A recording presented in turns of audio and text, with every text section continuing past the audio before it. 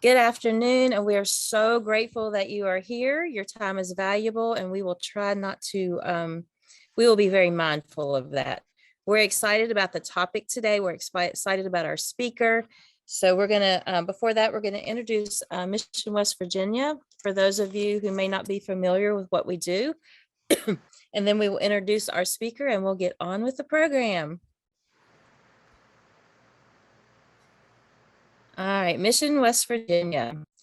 We are leading a statewide effort to promote positive futures for all the children in West Virginia. We work with alongside families as they navigate West Virginia's foster care system.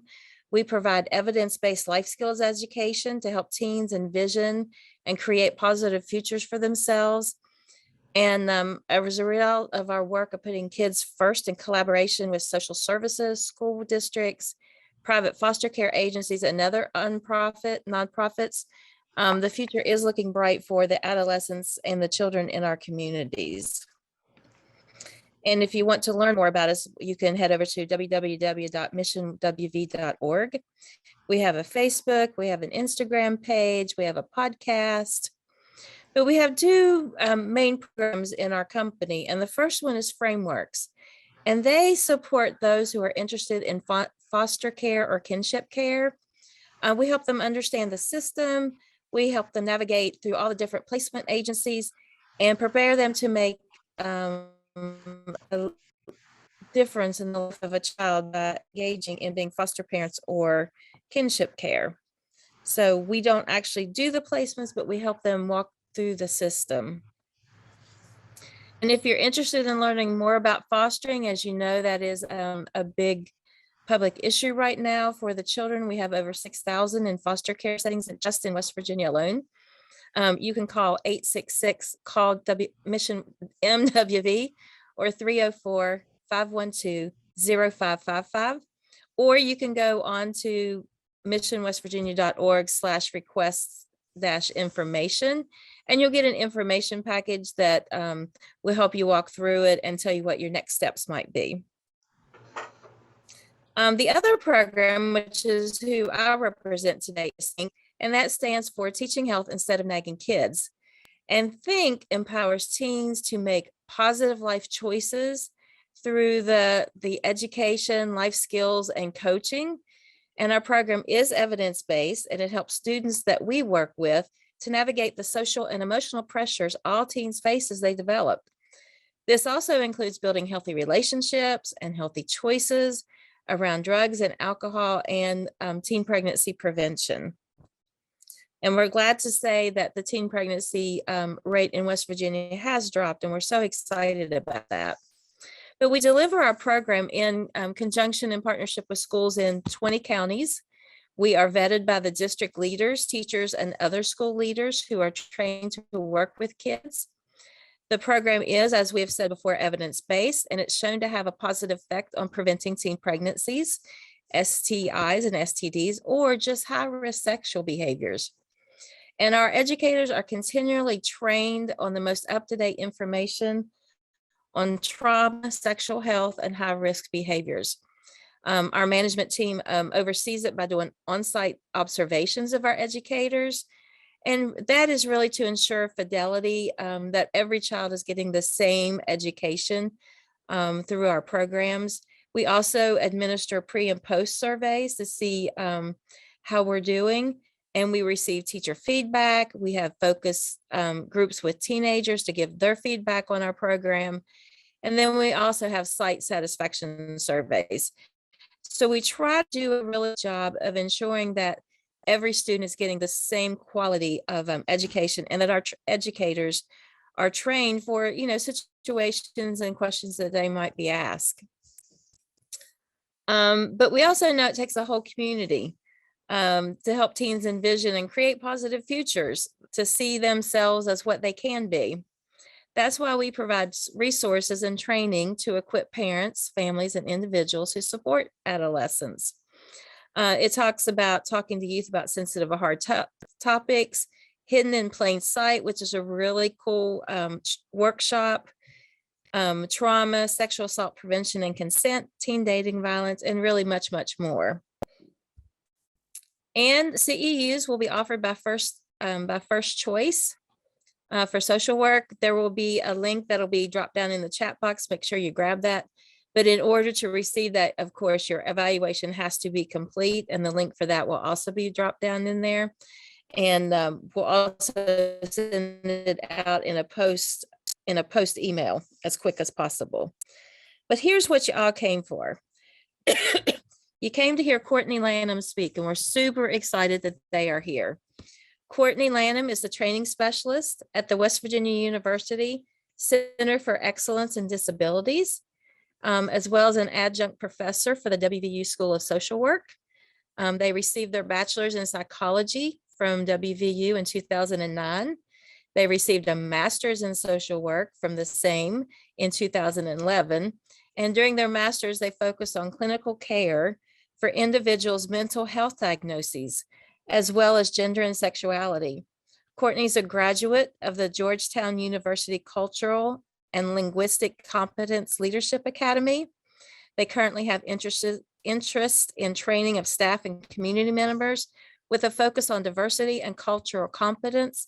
And I, for one, am super excited to hear the program and be educated in how to better serve the multitude of students that we serve. So with that, Courtney, I'm going to stop sharing and let you take over. And we're super excited that you're here. So everybody sit back, relax, and be prepared to learn. Well, thank you so much. And with that, I really have a lot to live up to now. So like Rita said, my name's Courtney Lanham. You can call me Court as well. And I'm here to talk to you about, I know it said creating accessible documents and presentations, and we're going to talk about that. But in general, I want to talk about creating an accessible classroom. Give you a little bit of background on who I am and who we are as a center. And I'm not going to spend too much time on this because I really want to make sure we get down to this, but I also want to remind everyone who we are. We are part of WVU. We're also part of the Health Science Center. We're also part of a larger network. And this is something I always want to pause and tell everyone to write down their web address because it's so important. There's so many resources on there, including a diversity toolkit that the Georgetown Linguistic Academy that I attended developed. So AUCD.org is our overarching kind of seeing entity that connects all the different centers around the country like ours. And they have a ton of different free webinars they host. They have a conference they host every year in DC. Wonderful, wonderful resource. So I always want to make sure people write that down. Who are we as a center? Well, we provide a lot of different roles throughout the university as well as throughout the state. Education and training, technical assistance to individuals with disabilities, as well as those who are providing services to individuals with disabilities and their families. Direct services, we have a lot of programs that are really starting to fill in the gaps that different programs and entities around the state cannot do so. Dissemination and research. We're all over the state. Now you're going to see this slide come up.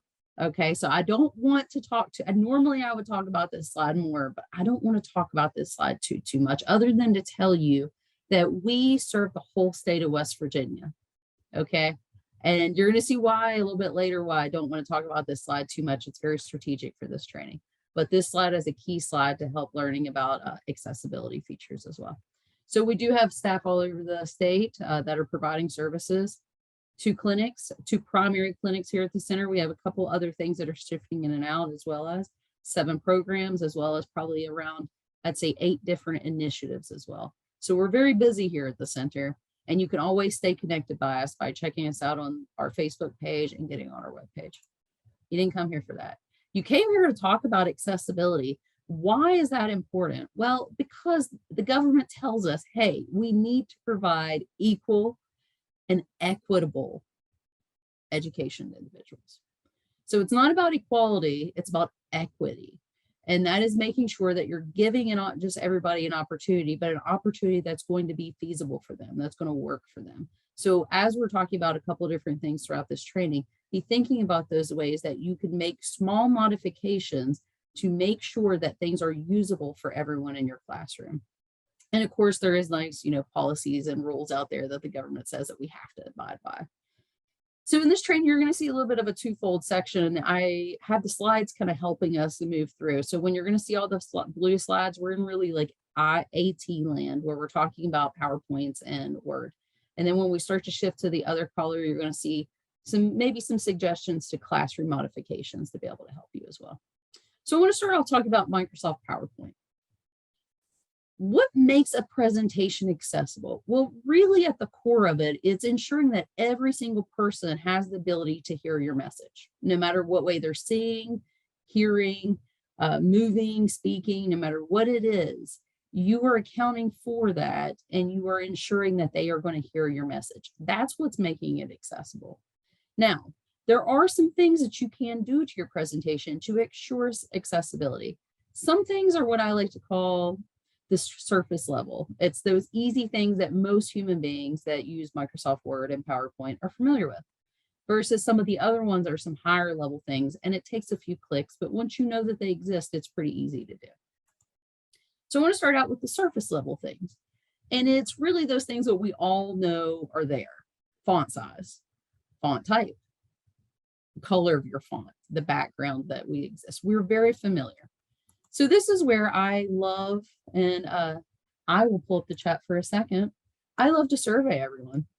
So you can see here, we're looking at font sizes.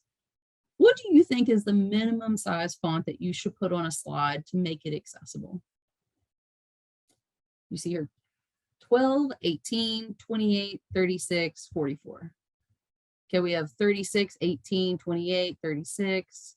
Okay, 28, 36, 36. These are minimum sizes we're talking about. 28. Oh, this is great. I never get this much participation in Zoom. All right, so I see them flooding in. So I'm seeing a lot of 28s and a lot of 36s, and that's where I would comfortably lay, somewhere between 28 and 36. Now, what I will tell you though is that I've broken this rule a little bit, and I've gone down to 24 when I'm providing a Zoom presentation, just because people have the ability to like zoom in on their screens whenever I provide the presentation afterwards. They have those Zoom abilities, but when I'm in person in a room and I'm doing a presentation, minimum font I'm using is 28. And that's typically the golden standard, is that we recommend higher than that, but at minimum, the smallest font you should have. Beyond, like you see the Center for Excellence in Disabilities here, that's part of our logo, and that's kind of just part of the background. But when you're talking the content of the slides, you're going to want to have 28. And sometimes that's hard when you are using figures and you're using pictures and things of that too. So not only do you have to consider the size of the font, but you need to consider the font type, because while some of these fonts, like they can be fun, it's really nice and they're cool and it jazzes things up that are sometimes boring that we're teaching. Really all that does is that can be a visual barrier for someone who may have a visual issue or may have a perceptions issue, a cognition issue even. So like dyslexia. For instance, the L in this second scripting and difficult right here kind of looks like a B. So that really starts to distort someone, especially if they already have some of those visual distortions. So keeping it simple is always key. I really stick to some of those basic ones. And then I try to make sure that my presentation is fun in the way I deliver it, as well as in the way that I structure different activities for it as well. So got to make sure that you also have to be able to see what you're putting on the presentation. This is where sometimes we fall short. And I will tell you that this WV in the background of my presentation, I don't really like it very much, but these are our standard presentations. And of course, I'm a proud mountaineer. However, this can sometimes distort some things. Let me see how close I have to get to my things. I'm like 4 feet. I'm not even a foot away right now. Okay. A fourth of a foot. High contrast not only helps those with vision challenges, it also gets attention. It's nearly impossible to read things. And we sometimes will do that, especially when we're putting like a background in of a picture and then we want to put words.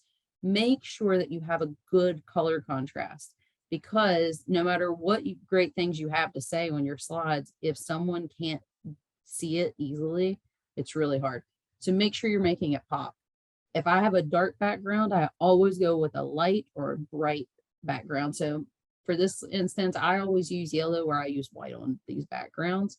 I would never use, green's not too bad. Got to keep it Mountaineers though. So just making sure that you never use a dark one. Flip side, if I have a light background, I'm going to use a navy or I'm going to use black writing as well. So those are the things that are kind of those surface level, everyone knows exist. So like everyone can easily change the color of their font or can easily change the size of it, or at least most people who are using these programs.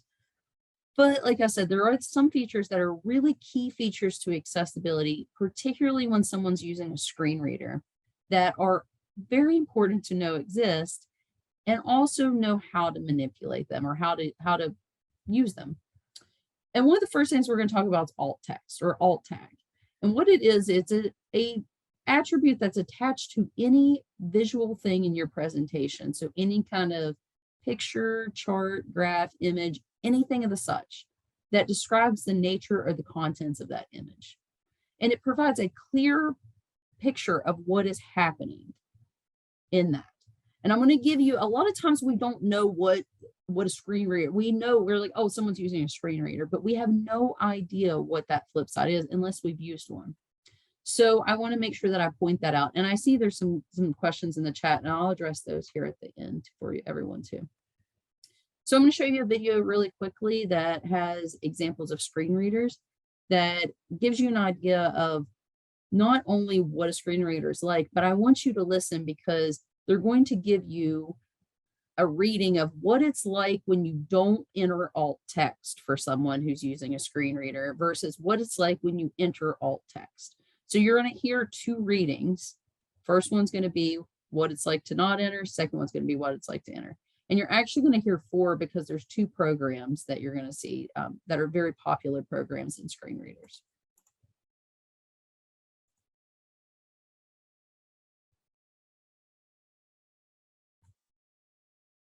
Heading level 2. Image with no alt attribute. You are currently on a heading level 2. / example 1, 2, 3. JPG image. You are currently on an image. Heading level 2. Image with alt text. You are currently on a heading level 2. A small dog running across a grassy field, mouth open, ready to catch a tennis ball image. You are currently on an image. Image with no alt attribute. Heading 2.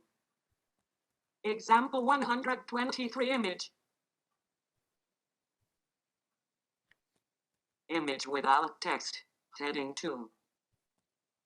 A small dog running across a grassy field, mouth open, ready to catch a tennis ball.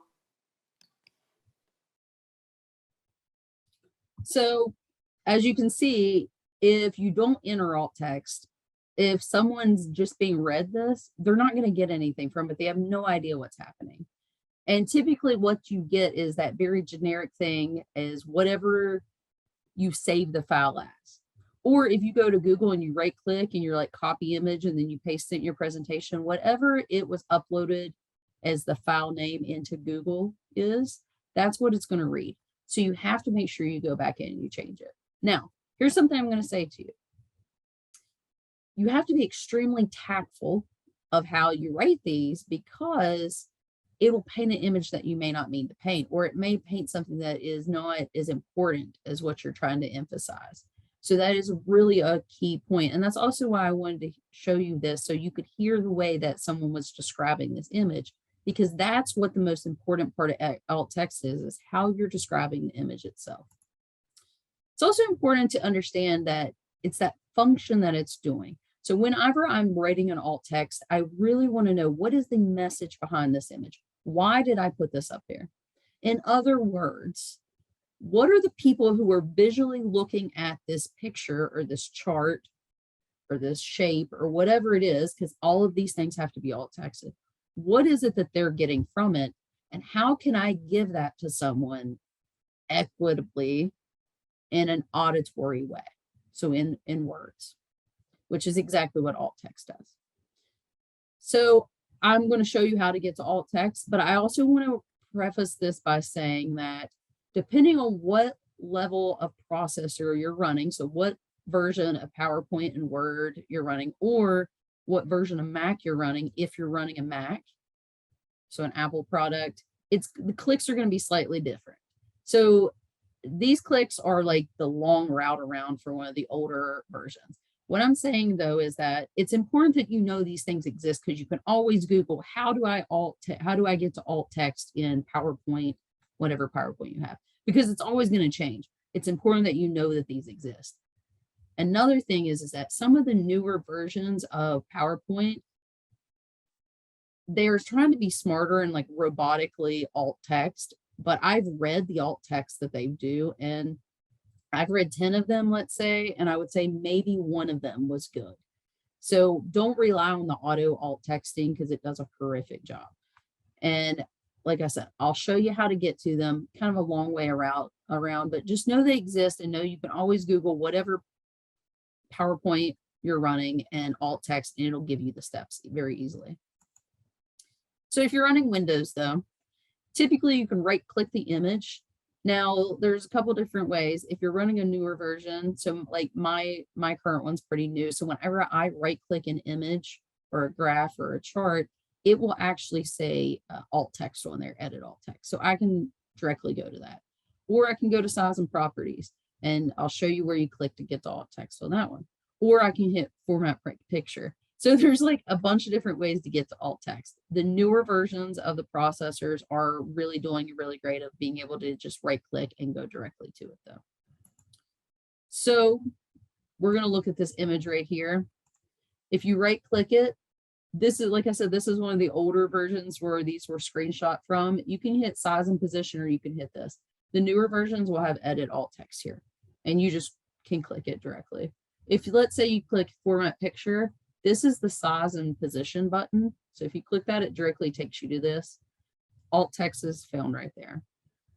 And in fact, I will unshare that. And I will show you. Now I will tell you that I purposely do not have this presentation alt texted so I can show you what it's like, and I'm going to run an accessibility checker for you later. But as you can see, when I right click, edit alt text is right here, and this box will pop up. So this would be where you would begin to write your alt text. Now, this presentation though does have the alt text for this image, and it is drawing of a young boy sitting on the floor with a book on his lap, wearing headphones attached to a tape player.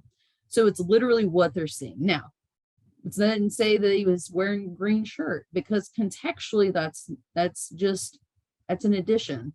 And also keep in mind that unless that green shirt means something, it's probably not meaningful at all to the person who's not visually viewing it, because color, unless they have a purpose behind them, like a meaning behind them, they really are a visual learners thing, or just a visual viewers thing.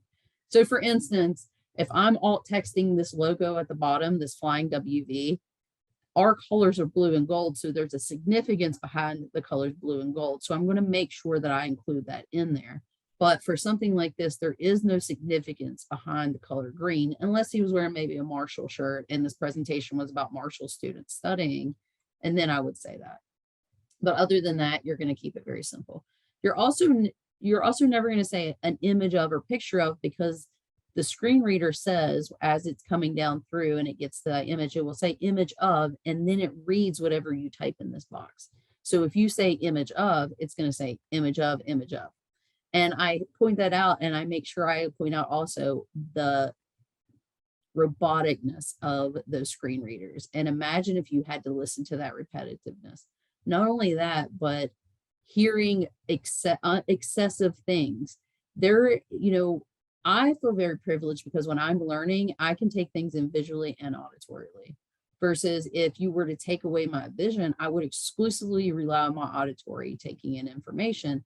And I think it would be very easy to get overwhelmed with unnecessary information at that point. It would be harder to filter it out for me.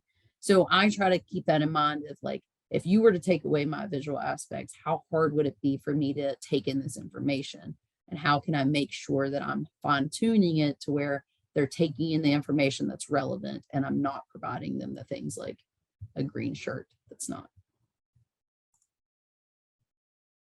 So you want to make sure that you're thinking about, once again, what's relevant. These are the key things, keeping it concise. So just providing the details that are extremely important and none of the unnecessary, and don't describe every detail unless it's vital to the message. So going back to the video that I showed you, let's see if we can go back a couple slides.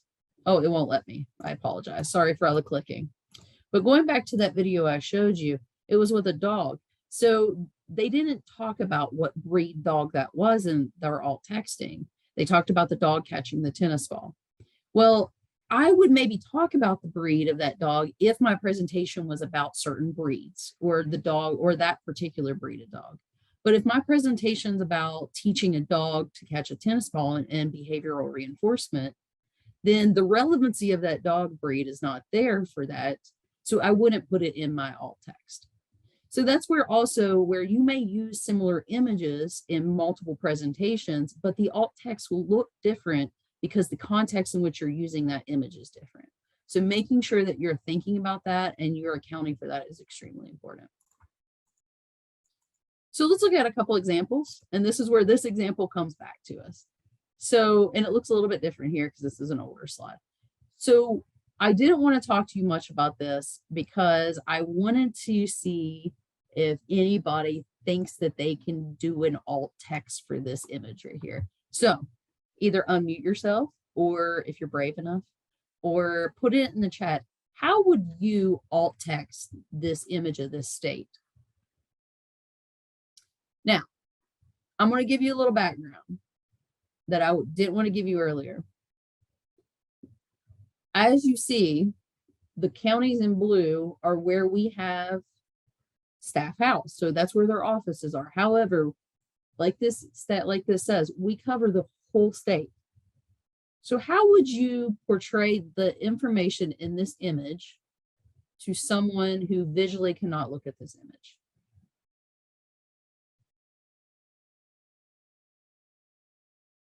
And I will tell you, there was a lot of discussion around this when we started alt texting this. It was not an easy alt texting job at first.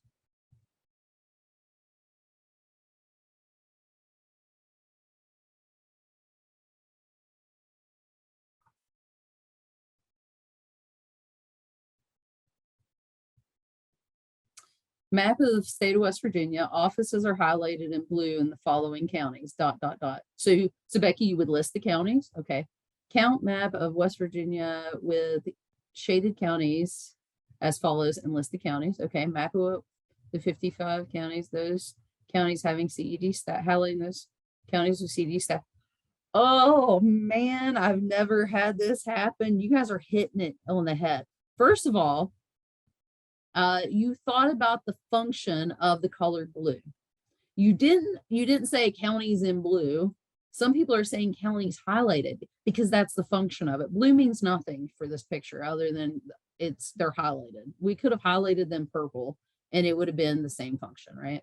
So the color itself meant nothing. So you said map of the state of West Virginia with all 55 counties.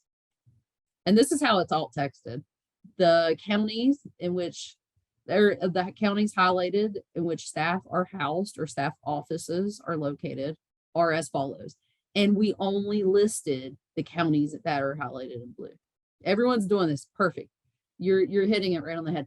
We would not list the ones in white because it would be like this confusion thing. Imagine if I was reading this list out to you, wouldn't it be easier to listen for either your county or a surrounding county versus hearing and like figuring out which one's pockets listing in? If I was like, okay, well, the counties in white are and the counties in blue are. It's so much easier just to hear like, oh, they did not list Pocahontas. However, I did hear Randolph and I heard Pendleton and Greenbrier, and they're going to provide services to me. So the function is there. Perfect. I love this. This is really the first time anyone's ever alt texted that image correctly. So you guys are ahead of the game. So this is another image that I always joke and say that I'm over triangles, but really they are a very key part of education. And we use them a lot in no matter what field or no matter what discipline or what subject you're teaching, these things pop up. So how do you alt text them? Well, And this was completely extracted from a different training. So this just comes from an AT training. And the way that I would alt text this to save time, I'll kind of tell you, is that I would say one of two ways. I would say either an inverted triangle or an inverted pyramid, or I would say an upside down triangle that's separated into 4 sections, with the largest section being on the top labeled students, the next section labeled environment, the next section task, and the smallest section at the bottom tool. Clear cut. Would say nothing about the colors, because the colors are just visually representing the sections for a visual intaker. And the reason why I give options to how I would do that is because depending on my audience may have no idea what the word inverted means. I have to account for that. So when you are alt texting, you need to account for your audience, their education level, and all of that. What does it mean someone doesn't understand triangle? What is someone doesn't understand triangle? Yeah, so an upside down pyramid, triangle, trying to figure out those other. Typically people understand the word pyramid or they get triangle versus like upside down versus inverted. So just, I always kind of point that out, and that sometimes we use words that a lot of people know, but we shouldn't assume that everyone knows. So keeping it very simple and using very similar or common terms is important. But depending on your audience, you know, it'll depend on what level of vocabulary you're going to use for that. So this one, I like to throw this one in here because this is a reality in that a lot of schools and a lot of workplaces are not familiar with AT, and it's shocking. So this is a slide that's been in here for a long time. And I will tell you that I wasn't familiar with AT for a long time, but it's a wonderful thing. And that's why at the end of this presentation, I'm going to familiarize a lot of people with AT, hopefully, or at least show some things out there that people didn't know exist. But this was a slide that was used in an AT presentation a while ago. And this was an image that would be very hard to alt text, because it would be very easy to say a cat missing, or a surprised cat, or a shocked cat, or a scared cat. And this is where I always want to point out that you cannot put your perceived emotion and things like that into alt texting, because you don't know. Like, I have no idea what experience this cat's going through. And also, here's the thing, is that I don't know if this cat's missing an ear or not. The ear may be laid down. So it would be easy to alt text this with a lot of assumptions. And while for this, that's not that big of a deal, there's a lot of things out there, especially in academia of all sorts, that would be really important to make sure you're accurately alt texting. So for something like this, I would say depending on what the presentation's about, if it's about cats, then I would say a striped cat or a short-haired cat, you know, but if it's just, it's not about that, it's about AT, right? So I would say a cat with its eyes wide open, its eyes and mouth wide open, one ear stuck straight up and one ear not visible. And I would just leave it. Now, here's also the thing, is that this image brings very little other than some comedic relief to a presentation. We put images like this in our presentations all the time to lighten the mood. But what I'm going to tell you is that sometimes they are nightmares to alt text, or when you alt text it, the joke doesn't land. And I have a couple of examples that if we have some time at the end, I'll show you, but just keep in mind. So there are times whenever I go through and I'm alt texting after I've already created the presentation, and I'm like, I don't think this is going to work in words more than it works visually. And it's helped me weed down my presentations and made them more quality presentations, because sometimes I would put stuff in there that was really unnecessary, that did not relate like I thought maybe it would truly back to my message, or at least I had a hard time relating it back. So I leave this in here to show you that there's some things in there that we put in there for fun, and you have to still be tactful on how you alt text those. Not saying completely omit those, because everyone needs a little comedic laughter, but keep in mind all that content that you're maybe feeding towards that person, and would unnecessary content take away from the important content too. So just best practices is keep it accurate, keep it just very succinct is my biggest thing to use. Unless it's something like a chart or a graph, it's probably only going to be a sentence, maybe 2 sentences. If it's a chart or a graph though, you're going to have to put all the data in there. But for most things, you can keep it pretty succinct.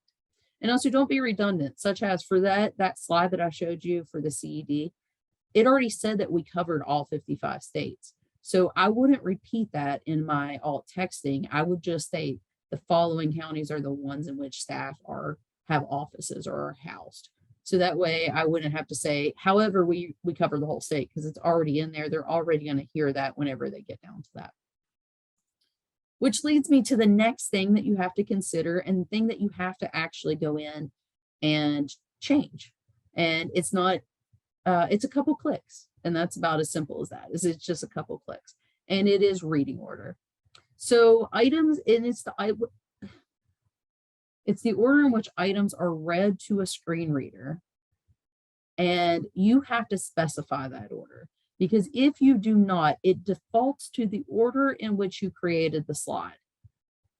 Okay, so if you inserted a picture and then went in and put a title and then went and put in words, it's going to read the alt text to the picture, the title, and then the words, which probably isn't the way that you wanted to read it. You probably want to read it title, the words, and alt picture or whatever, but you probably want that title to come first.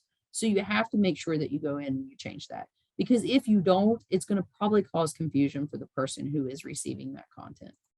So let's look at this. So for instance, let's say this was a completely blank slide and I was creating it. And I went in and I inserted this image first for AUCD. And then I inserted a part of a national network. And then I inserted this. And let's say they're alt text. Whenever the screen reader comes to this slide for the individual, it's going to read the alt text for AUCD first. And then it's going to say title, slide, part of a national network, image, and then it's going to read this. When really I wanted to read title of slide, part of a national network, because it does give those prompts like title of slide, body content of slide. So it moves the person through the things. And then I wanted to read AUCD's alt text and then this one. So I have to physically go in there and change this. And the way you do that, and once again, I have some Mac instructions in here too for Apple users.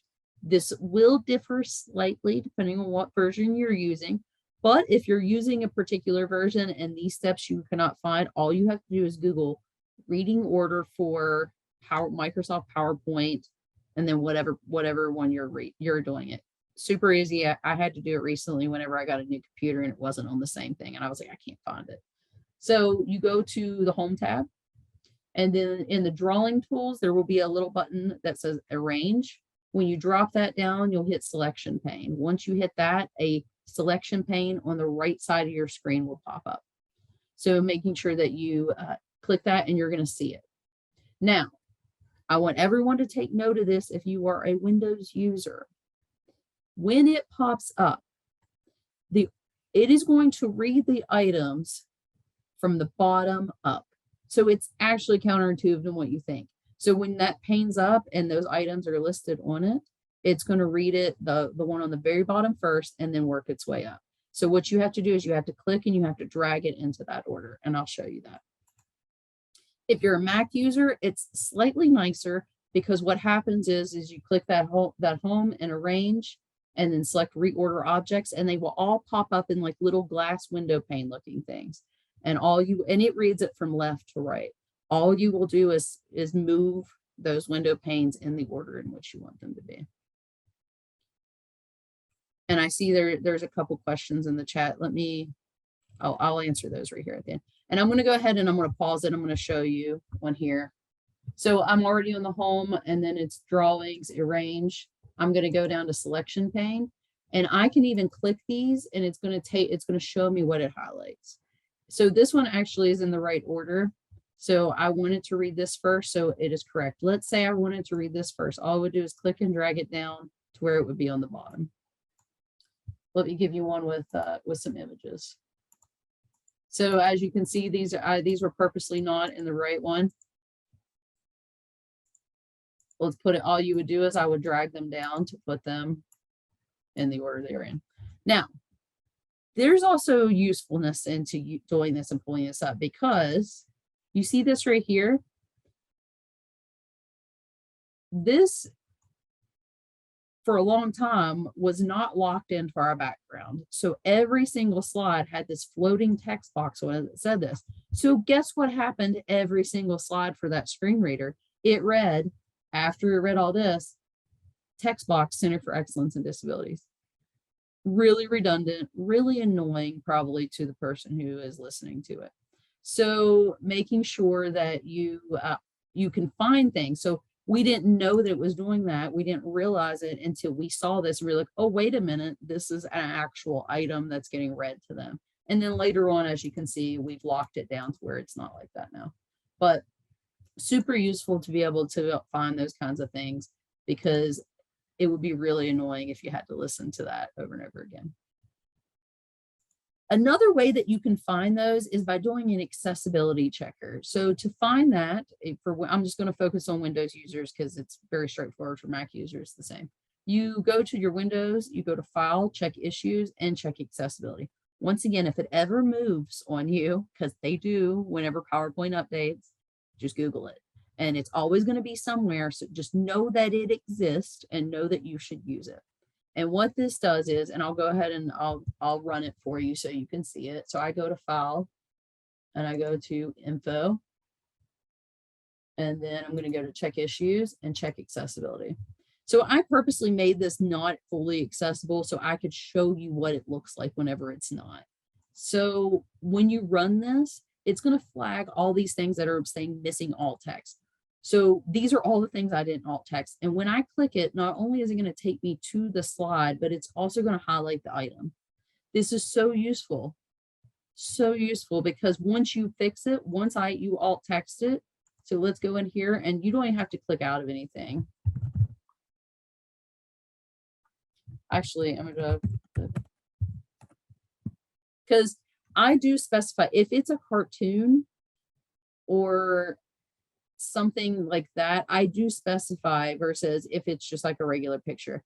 And there's reasons behind that, and I can tell you at the end, but I'll tell you a story if we have time. But once you fix it, it goes away. And then you can just go through and you fix it. Here's this line in particular. It was so useful whenever I first ran this because it showed me that you would think that this was 3 images. This technically has, I think, 9 images total to it. No, it has 6 images because each arrow is an image. So technically each arrow has to be alt texted. So what I ended up doing later on was I ended up locking this down, this as 1 image, and this is 1 image, and this is 1 image. It's not easy to do. And you pretty much use Paint and you screenshot things, and that's the best way to do it. There's no quick way to do it necessarily. At least my graphics guy can never find a way other than just clip art, right? Or Paint. But this is so important because if you are missing these things, it's just going to read like this generic thing to them, and it's going to miss the whole point of that. So I really like making sure I run this, and it also lets you find if you're missing slide titles, which like for this one, this is a slide title. So you can go in here and you can set as slide title, and that'll fix it. So now that slide has a title. And once again, that helps the organization of the person who's using a screen reader. So really, really, really useful thing to find. And of course, now I've got myself all out of my viewing thing. So I always recommend at the end of any presentation that you're making or anything you're doing like that, you always stop and you take a moment to do this. So this is also something very important that a lot of people do not know until someone tells them, because if you're working in any kind of academic institution, so post-secondary included, which I'm sure a lot of individuals are, all videos that you use must be closed captioned or must have closed caption capabilities or an alternative. So it doesn't mean you have to have closed captioning turned on. I try to turn on my closed captioning for my videos without anyone asking, just for good principle. But it means that if I'm in your class and I raise my hand and say, I need closed captioning for this video, you have to be able to toggle it on, which is sometimes hard because we use videos that are sometimes like YouTube videos. It's a great resource. So what I do is I reach out to the individual, whoever uploaded the video, say, hey, can you turn it on? Do you have an alternative? Or I have even written a script. I've created my own script that I've been able to provide people for videos that were maybe older that did not have closed captioning capabilities, and I wasn't able to get a hold of the creator. So just know that there are federal laws around that. So you have to make sure that you're doing closed captioning.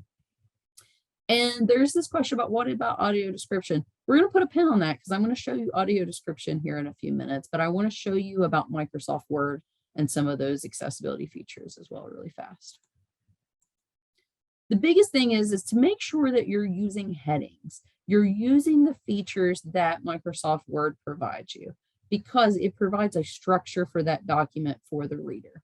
Without that structure, it's hard for people to be able to keep track of where they're at in the document, and it's also really hard to revisit the document.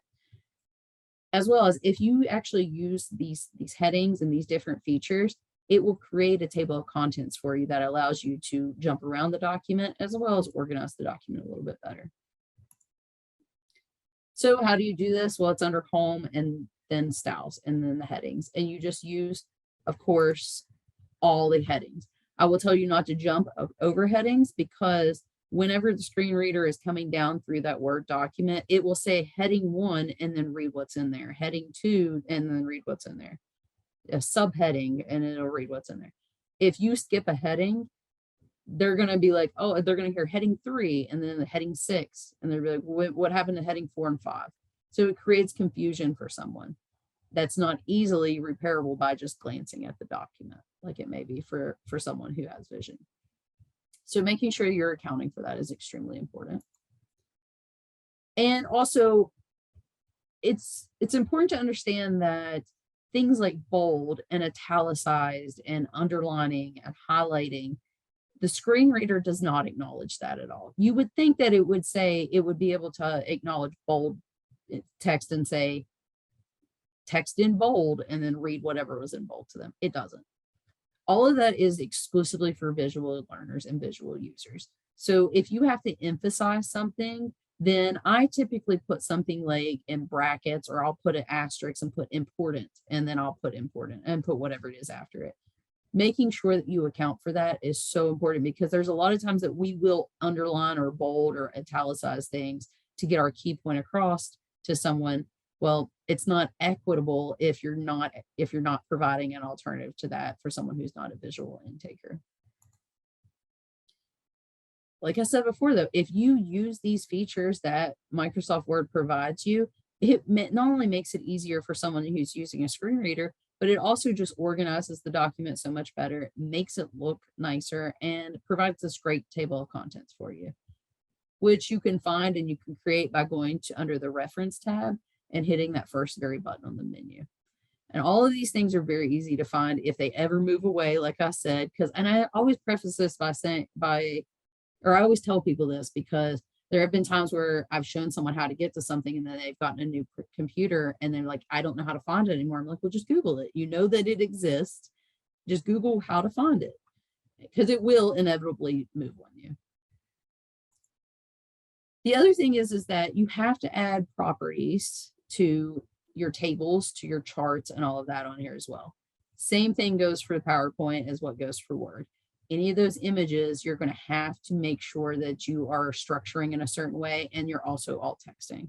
So identifying, I think this is useful for me, especially if you have a chart or a graph or a chart in particular that breaks a page. We've all probably been using ones and we have to scroll up and figure out what that header level is in that row, versus if you identify that first row, it'll actually come down to that second page too. So it's a functional thing for visual users as well. The other thing I tell people is never create anything by hitting tab or spacebar, because a screen reader reads every single keystroke that you make. So if I'm creating a column, 2 columns, and I put pizza in the first column, and then in the second column, I want to say hamburgers, and I go tab, tab, tab, tab, tab, that screen reader is going to read pizza, tab, tab, tab, tab, tab, tab, tab, tab, tab, hamburgers. It's going to read every single one, which then again kind of inundates that person with unnecessary information. So making sure that you're using those other things, such as setting up a table, setting up columns, all of those are incredibly important for accessibility. And it also makes things, when you start to delete things from that document, things don't get all skewed and you have to go in and kind of rework them, which is really annoying anytime you've ever gotten an old document that maybe you didn't create or maybe you did, and you remove one thing and the whole document now looks really silly. So if you use these structures, it keeps them from doing this. Keep in mind that, like I said before, you have to alt text everything. Same thing goes for Microsoft Word. You can also run that accessibility checker, which I'm going to note again here in this presentation. So it will flag anything that maybe you've missed, which is super helpful. Get to it by right-clicking the image or the table. Table properties for table, it'll be image properties or edit alt text, and it'll be right here under alt text. And then, of course, here are the signs where if you want to repeat header rows and all of that, which I said is extremely functional for visual users as well, at least it has been in the past for me. If you're using a Mac, here's the steps for alt texting. You just right click, and once again, you alt text and you go to it. Typically, the steps on PowerPoint and Word will be about the same. So if you have, if you figured out what your steps for PowerPoint is, you're going to be able to do about the same thing in in Word and be able to get to the same things. Also, be aware of hyperlinks and how you're using them, because a lot of times we'll just copy and paste a hyperlink to like a YouTube video or a journal article into like a syllabus or something of that nature. And whenever a screen reader is coming across that, it is literally reading that whole hyperlink, which sometimes is not meaningful at all. So I always tell people to sometimes go in there and change what that is coming up as. So label that hyperlink as something. So whenever that screen reader comes down to it, it doesn't necessarily read www.youtube.com/4827, which is meaningless.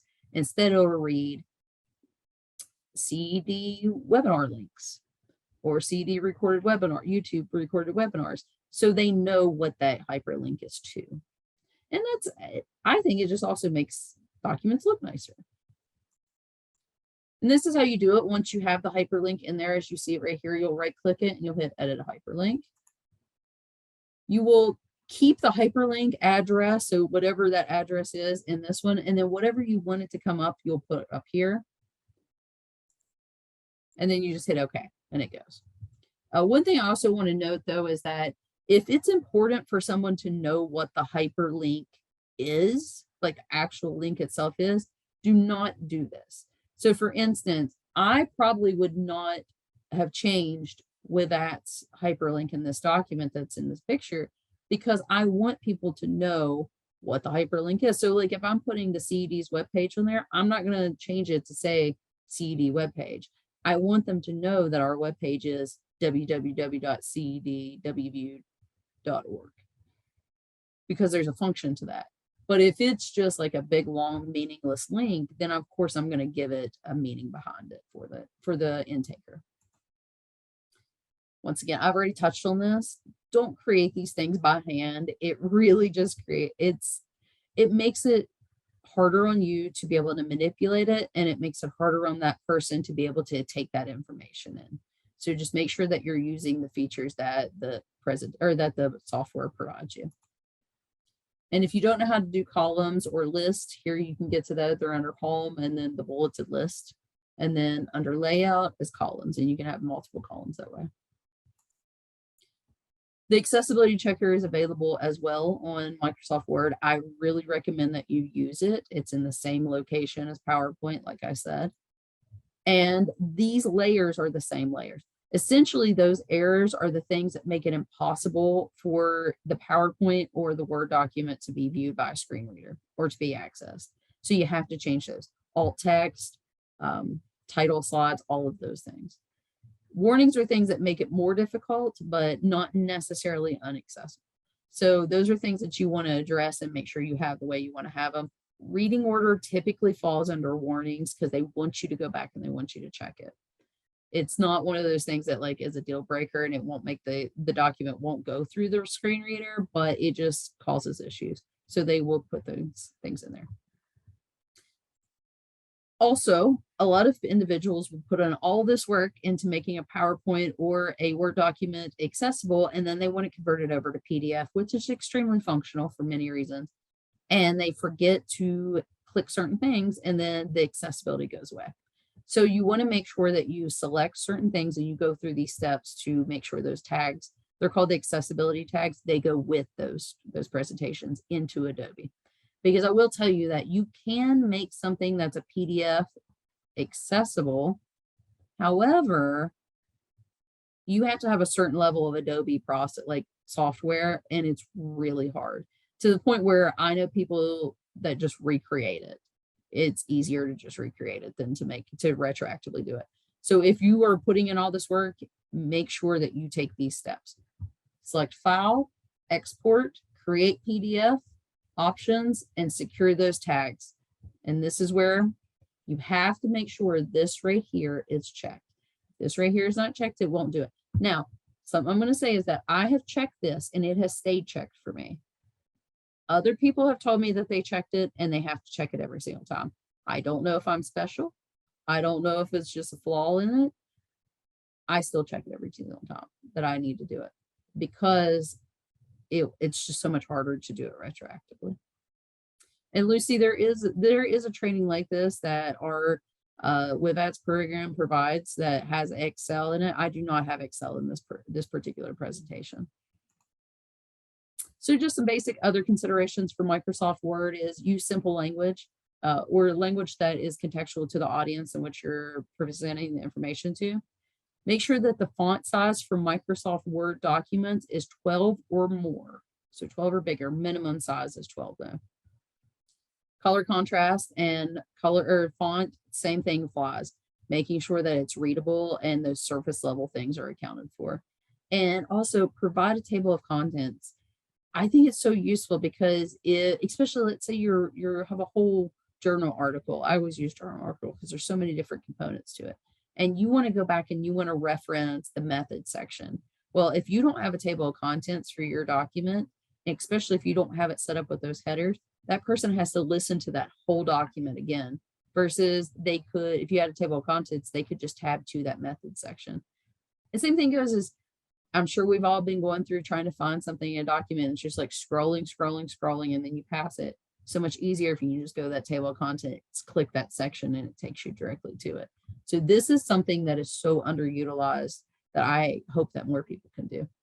Also, be careful to know that watermarks sometimes will come up in needing alt text. So make sure that you check that, as well as you are cautious about watermarks and color contrast. So you're not going to have anything that's going to distort the text within itself. Kind of those background things. Like I would consider this kind of like a watermark type thing. It can really throw off the color contrast sometimes.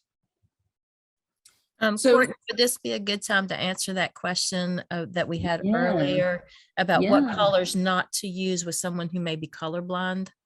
Okay, yeah. So the thing about colorblind is my understanding is that it can be somewhat unique to the individual, but there are certain colors that are more prone to it.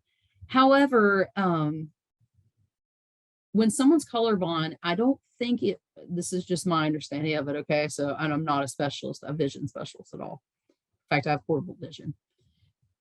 You don't completely lose like the vision of whatever it is, just you don't see the color. So it'll turn it to like a grayscale or a different color is my understanding. So if you do good color contrast, it shouldn't really matter too much. So red is one that red is a common one that I think people have issues seeing when they're colorblind. If you make sure that whatever you're using has a really stark background difference, so like white with like with red, and I mean like a dark red, it shouldn't be too big of an issue. But one thing I would say is get to know your audience, get to know your students, and figure out like, hey, are there certain things that are harder for you to see? And try to just be more like person-centered in that way. And that would be my approach to it, because it's hard to sometimes hit all the nuances, but I think that's typically the best way. I like that. Just ask them if you know some. Yeah. Or the high contrast, even if they see grays, it'll be a light gray versus a dark gray. Absolutely. Yeah, that's my biggest thing. And whenever it comes with someone who is visually taking in those bold things, that does help. Bolding does help sometimes with that. But just keep in mind that if it's not a visual intaker, so someone who's not taking your information in with their eyeballs, that's not gonna be meaningless to them. Okay, so there was another question about, in the past, I've been told not to add alt text to purely Australian images because it wastes time for people listening. Okay, so yes, that's where I have that conversation with myself whenever I'm doing this and I come across those to say, do I want to keep this in this presentation or not? And there's been a couple ways I've approached this. I have removed it completely from a presentation because like, it's silly, it's whatever. I have had an alternative version of that training that I would send out that I would just remove that image from because it's just a joke and it's not meaningful. But if there's even a sliver of content behind that, if it's even remotely proving a point, then you can't remove it because then it's not equitable. So that's where you have to sit with yourself and say, is this worth even keeping in my presentation? Because sometimes we just want to have fun. Or is this if I remove this, is it equitable? And a lot of times removing it is not equitable. A lot of times having that conversation and say, should I leave it in here or should I not? A lot of times I just remove them out of my presentation. So you can't really skip it, and you can't because it's the screen reader is going to come down and it's going to read like something weird to them. So you can't really do that because then it's still, so you have to have that conversation. Why am I putting this in here in the first place? All right, so this section here, I want to give you some tips, and I want to also hopefully kind of open up some things that you can bring into your classroom. And I'll already get through this in like 5 minutes, so don't worry. I want you to look at your physical environment, look at the spacing in your classroom, look at the seating, consult with your students. So frequently, people will arrange their room and say, okay, this is an accessible seat. But what if that person doesn't want to sit in that area of the classroom? What if they don't want to sit in the front, they want to sit in the back? Or what if they don't want to sit in the back, they want to sit in the front? Making sure you're consulting with people is so important. If it's going to impact them, then they need to be talked to about it, or talked with about it, not talked to, but talked with. So asking people. So frequently we just designate this as the accessible seating area and then go on with it and expect them to sit there. But we let all the other students pick where they want to sit. Lighting. Keep that in mind. Some people are more sensitive to lighting than others. They don't just have to have a disability to be that either. That's just something that I think we need to account for more in kind of general universal design. Also, self-soothing areas for everyone's use. So making sure that you are creating areas that, of course, individuals who need sensory-based things have, but encouraging everyone to use these areas and making them available, because all humans have sensory needs and all humans benefit from exploring those. So we need to have a more general universal type design for that one as well. When you're teaching, consider those who are learning, speaking, thinking, moving, looking, all of those things differently when you're planning activities. Do not think about things and say, well, I'm going to wait for this to be an issue. Anticipate every issue and account for that. Anticipate, well, for instance, you may have a whole classroom and everyone may be perfectly fine all semester, and you have an activity scheduled tomorrow to go outside to maybe for science, like butterfly day, or I don't know. I remember like catching worms and watch them turn into butterflies as a kid. I don't know. But let's say that's your activity for the next day. But Johnny broke his leg the night before. So Johnny can't quite do that activity the way that it wanted to. So then Johnny gets left out. So if you are accounting for how people move, think differently in all those ways, you would have already had a solution for inclusion for Johnny in that one. You didn't have to wait for the issue to occur before you had a potential solution. So when you're creating activities, think about this. Sit with yourself to say, well, what if someone couldn't do this because of this? How would I do it? And having that kind of forethought ahead of time, it makes it easier over time, and you naturally start to be thinking these ways, and inclusion makes it so much easier. Yes, being proactive instead of reactive.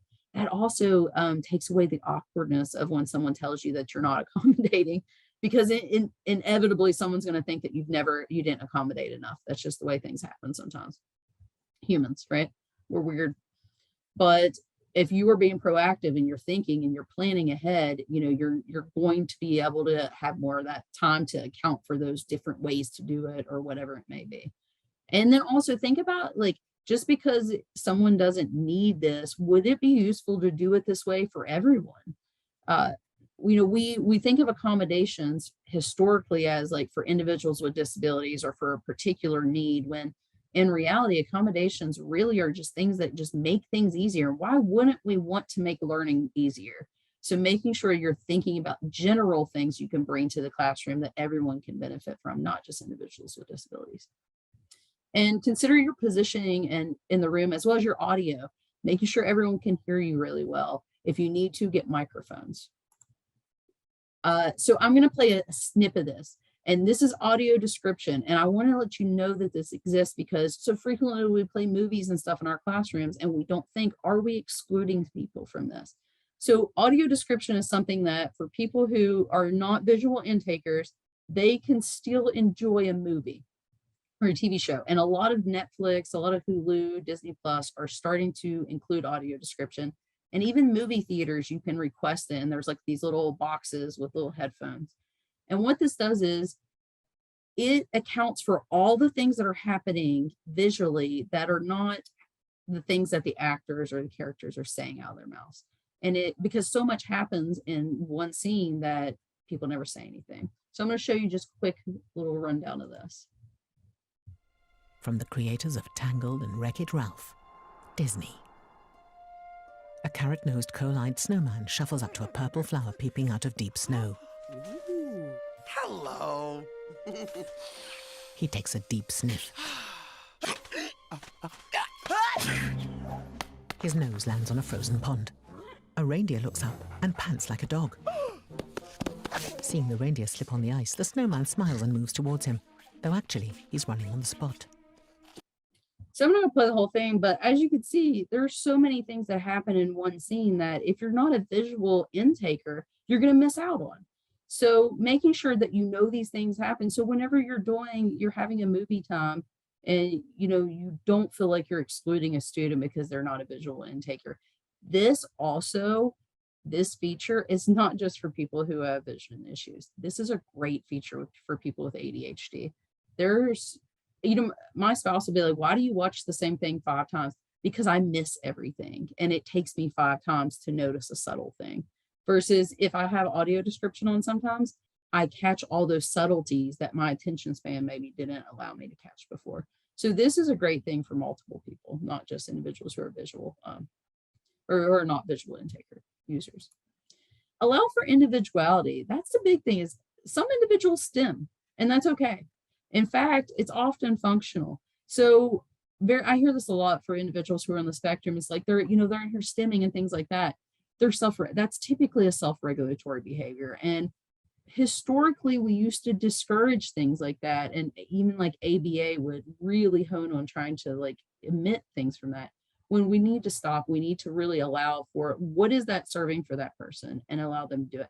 For instance, if you sit beside me in a meeting, at least about 15 minutes in, my knee is going to start bouncing and it's not going to stop.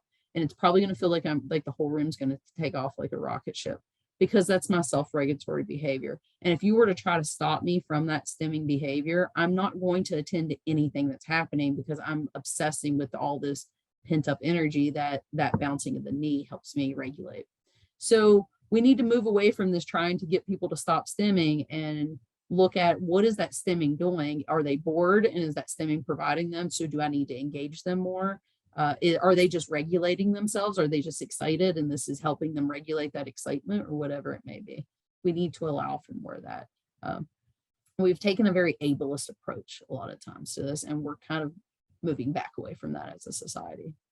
Encourage individuals to take self-initiated breaks too, if needed. I know this is very different and this is hard, but I think people need that time to step up and like do a lap around the classroom, or stand up and stand in the back of the room and listen to the instruction, because that standing may be a functional thing for them. It may help them attend better. Provide various fidget items if necessary for those who would benefit. I know a lot of people feel like they're very distracting. I have like, oh, my boss just got me these. They're like ramen noodles. I have so many because when I get that threshold that I need that extra thing that allows my brain to attend more, that physical being. And you all know this, you've all seen this. So just make sure that you're providing those for everyone, not just individuals with disabilities. Learning props, these are just kind of foreign. There's a Google, or there's a link here that you can see these. These are just some common just ways that you can create inclusion in your classroom. Visual learning prompts for everyone. So schedules, timers, group desks, and also mixing audience. So having individuals without disabilities paired with individuals with disabilities. So having those peer supports are great, and it's mutual learning on both sides. There's great benefits. Supplementary learning and assistive technology. And that's where I'm going to show you just really quick. I'm just going to show you some things that exist out there with assistive technology. And then I want to open up for questions for the last like 10 minutes or so. So assistive technology is pretty much anything that helps us do anything. And it's pretty basic. And I just want to show you just a couple examples of some things that I think would be useful in classrooms, as well as some resources for you. So a calculator with raised numbers, just a more tactile calculator, a little bit easier. You don't accidentally slip and hit buttons and things of that nature. Makes it very nice. Also a very large display. So visual users, people with fine motor skill issue or even gross motor skill would even probably benefit from this. So a little bit bigger. Yes or no app. So it's communication app. It's always very useful. I have seen this used for people who are used with people who are verbal, and it has been like a way to cut down on power struggles. So instead of like them, like, you know, screaming, no, no, no, no, no, or something like that, they would present their selection with this app, and whatever was said was like the kind of go-to with it. So it can be used in a lot of different ways. It's a visual hand or a hand aid that goes around a pen. So it just helps with kind of dexterity and grabbing. A coin calculator. So a lot of kiddos have hard times counting change, counting coins, figuring it out. So this actually has the coins, not just like you don't have to count just 25 cents. You hit the 20, you hit the quarter, and it adds it in there. So that's nice. This one's really cool because I think this is really high tech, and there's a couple different versions of this, and it's a reader pen. When you run it over a word, it will read the word to you. And a lot of times, depending on what version you're using, it gives you a dictionary. So it tells you what the meaning of that word is. It'll use it in another sentence and all of that. So it's a really great tool, especially in the academic settings. Here's another version of it, which is just slightly more advanced. I love the time timers. In fact, I have a smaller version, but I thought this one was really nice because it's a little bit more discreet, that an individual can wear, that can set on their own. It looks kind of like an Apple Watch, I think. So makes it a little bit cooler for kids to maybe want to use. But it's a visual timer to where it helps keep them on track. So I've used this in multiple settings to keep people on task. So you do 15 minutes of academic work, and then you get 10 minutes of playtime. And you set the timer for 15 minutes. The whole circle is full at 15 minutes. And as it clicks down, the circle begins to kind of decrease, as you can see in here. So it really gives them a concrete visual representation of that time and how much they have left. This is one that I want to order myself, actually, and it's a fidget mouse. This was great for sensory-based things. It's also marketed towards individuals with ADHD, just a tactile type thing to kind of keep them stimulated and all of that while they're learning. Comes in a lot of different colors too. Apparently ours is blue based on what it said. I actually rented this out and tried it out recently, the top one.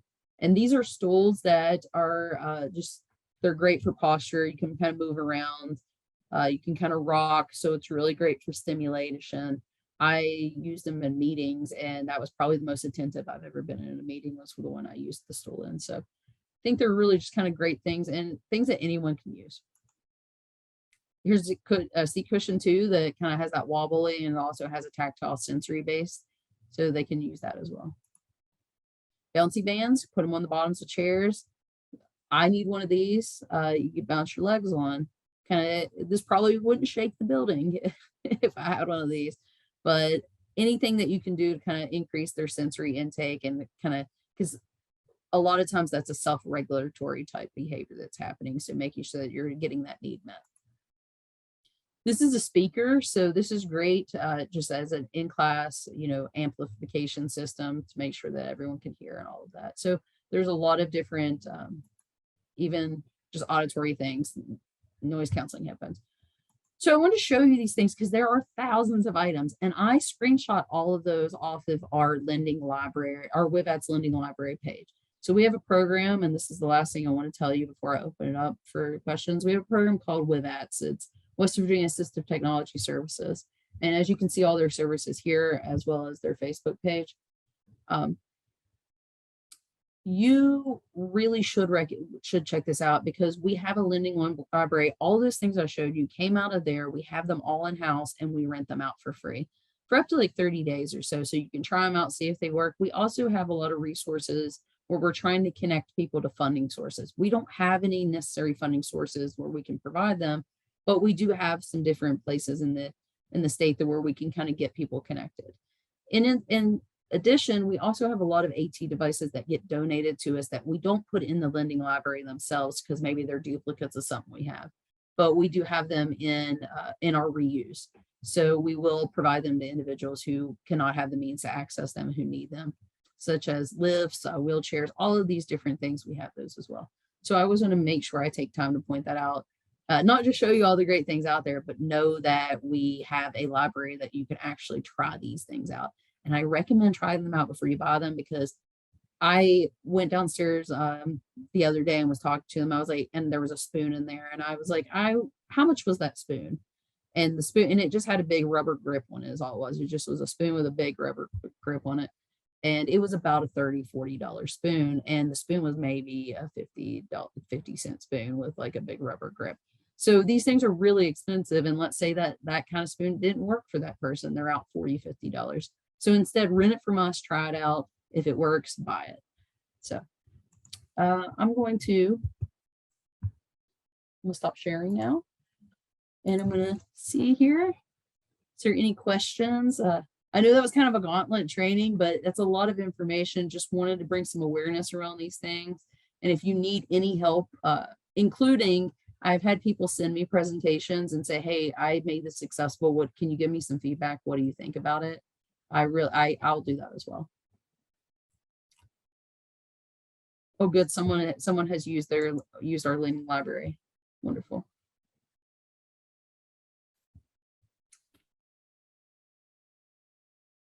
For a car seat or a harness. I typically recommend, honestly, the fire departments do a great job at things like that, as well as helping you get those installed, like those particular car seats, making sure they're installed correctly.